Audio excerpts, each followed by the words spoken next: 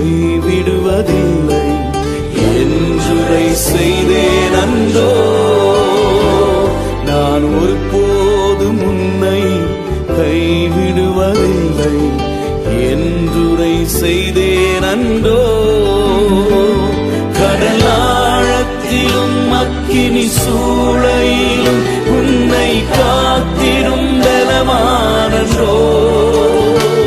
விஷ சர்ப்பங்களோ சிங்க கூட்டங்களோ பயம் வேண்டாமும் அருளில் நான் என்றுரை செய்தவரை ஆராதிப்போம்.